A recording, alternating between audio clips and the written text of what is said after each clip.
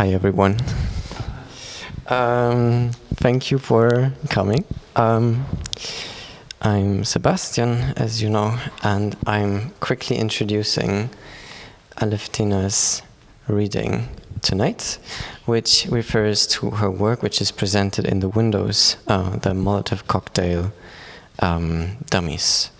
And the little introduction that I will give you is, to some extent, a chronology of coincidences. It starts off in the year 1968.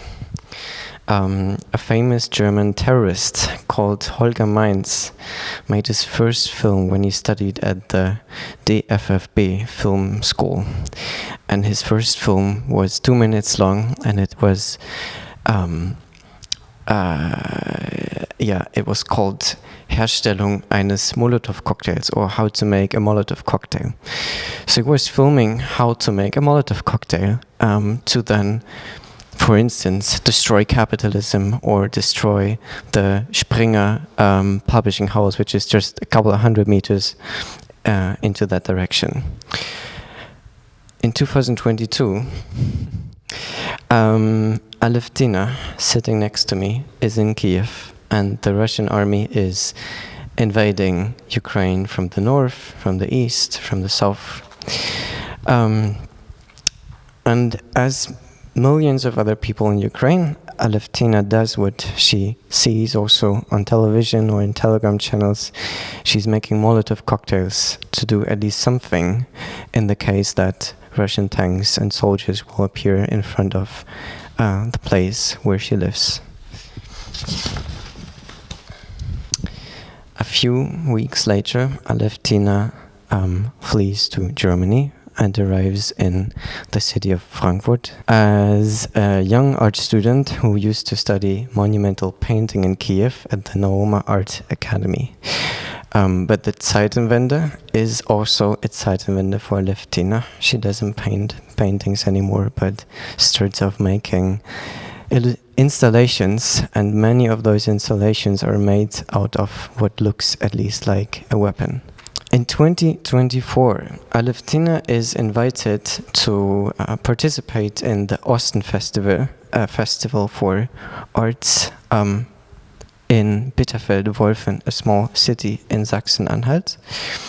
And Alevtyna reflects upon the very start of the full-scale invasion in Ukraine and makes Molotov cocktail dummies. So they're just filled with water. They're not going to burn, but still they're trying to reflect upon the sort of existential weapon making or existential action people were carrying out in the beginning of the full-scale invasion, in a place which is very safe, where there are no drones, no missiles going to attack.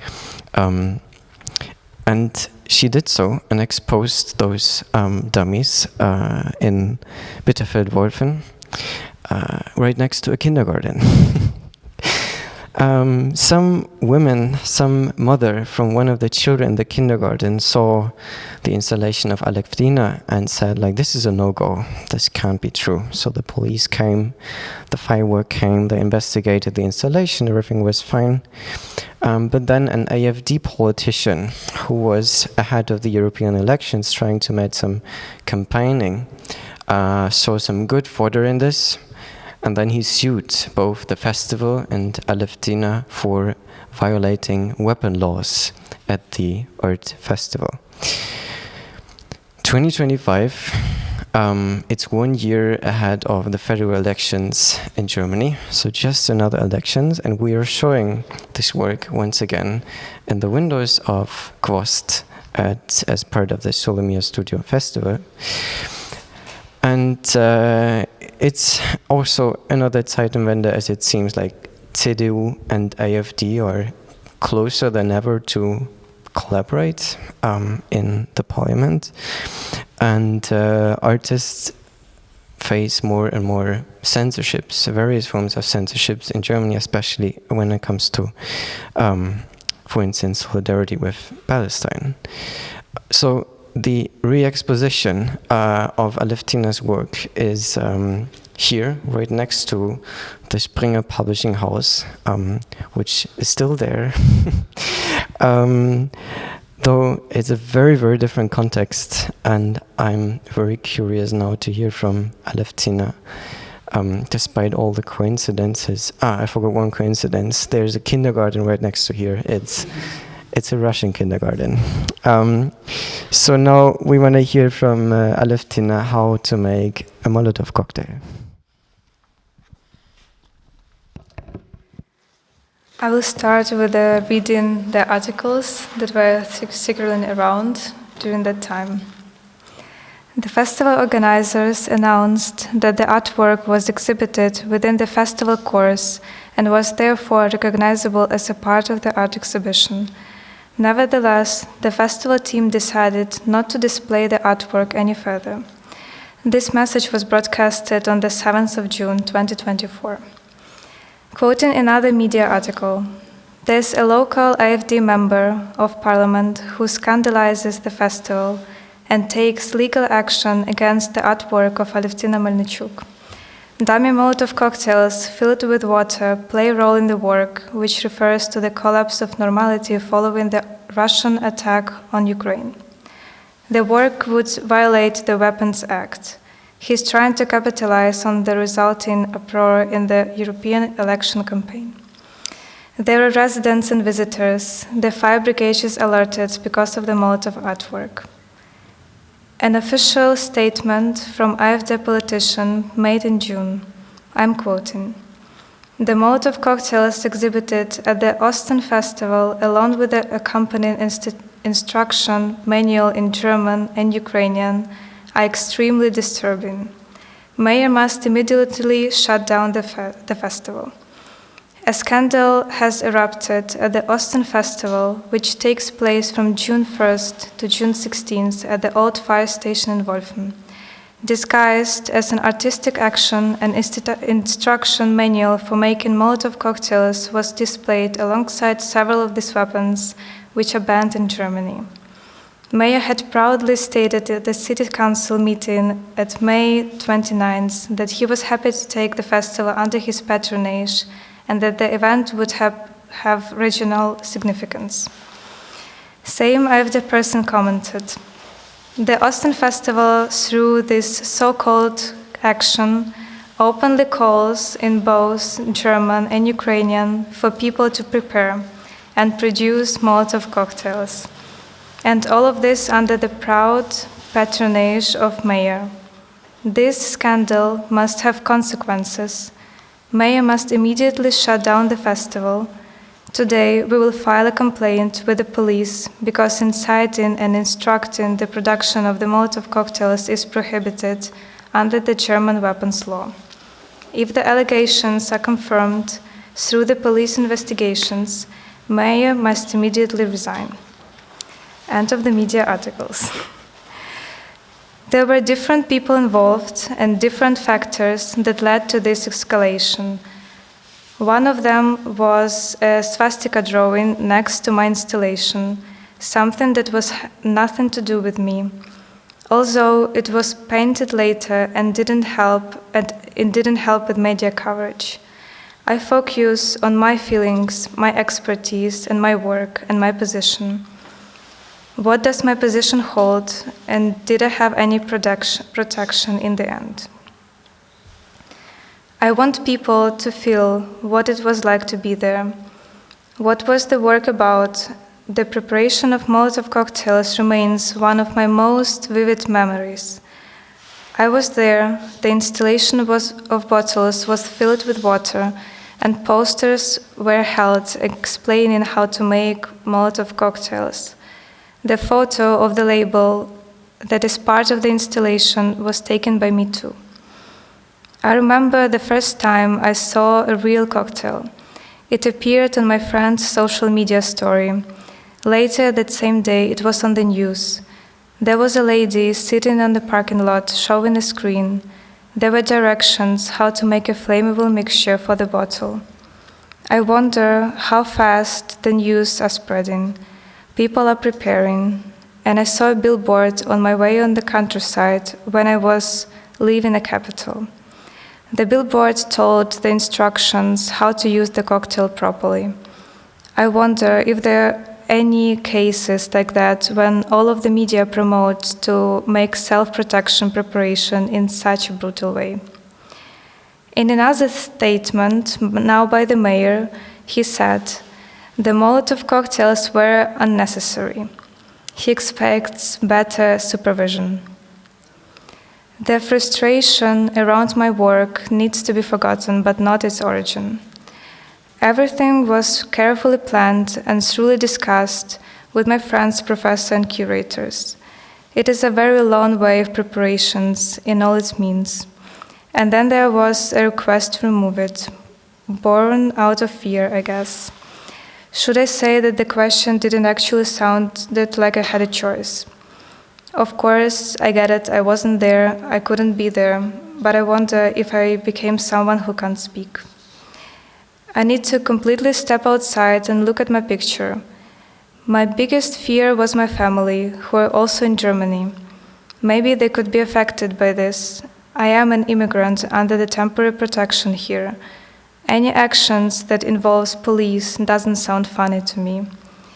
I can feel the tension. Should I prepare myself for something? The thought of me being part of somebody's manipulation is not a good feeling. I fell into the trap of being used. I feel small, yet my presence still shifts things, and a lot of layers were brought under my skin. It started on Sunday. I sat on the train back to Frankfurt. A call over my phone was still better than being there in person. Why did they need my personal information right away?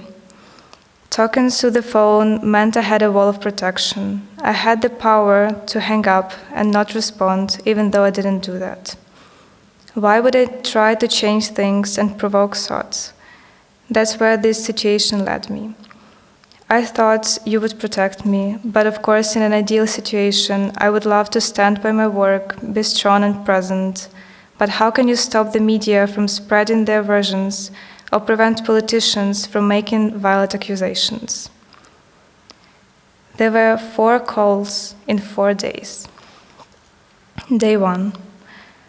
The director of kindergarten saw a post on the Facebook questioning the aim of my work. She decided to call police, fire brigade.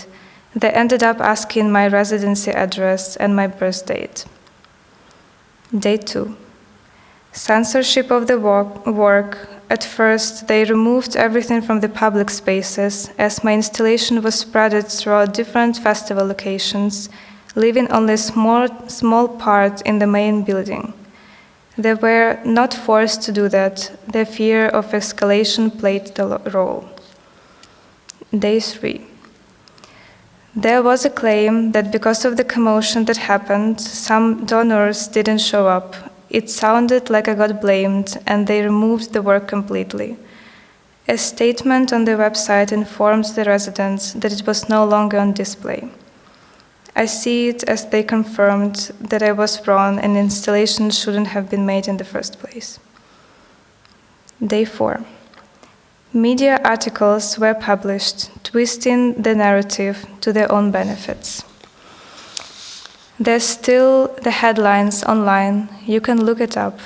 Police investigate controversial artworks at the OSTEN Festival. Police investigate artworks at the OSTEN Festival in Wolfen. At some point, even the rector of my school was informed to be prepared just in case, they said. And there I was, trying to deal with all of these conversations. I have to say thanks to some people who were present on the site. I was able to receive some sort of information and reassurance. At least I knew what was happening thanks to them. How can someone, knowing the pressure I'm under, and instrumentalize my work to gain political favor? They pushed the police to launch the official investigation in my name, and then created more articles about it, using my work to promote the AfD party, because a bottle was unacceptable. Then, where does the work stand? And does it stand at all? or does it lie down burdened by the gravity of my frustration? The liberty that was supposed to be there is swept away. I can see people, and people can see me, and I can't hide behind my work, but the work speaks, and it speaks the language of art. The AfD wants unreasonable narratives. A bottle filled with water shook them so much. Imagine if it were fire. How can an artist create works that provoke discussion while still ensuring their own safety?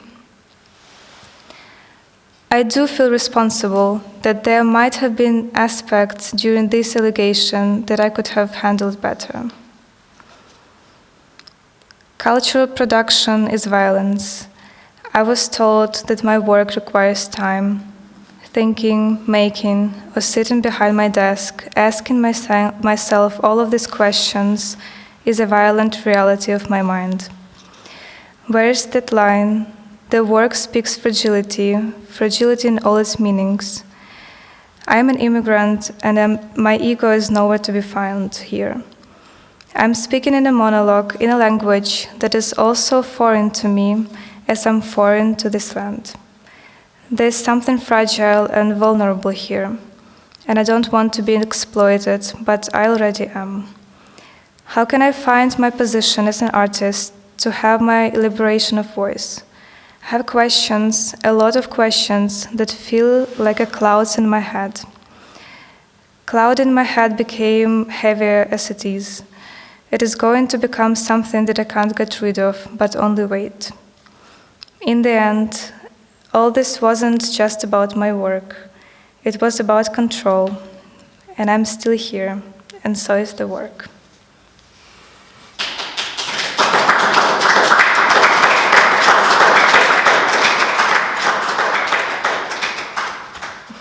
And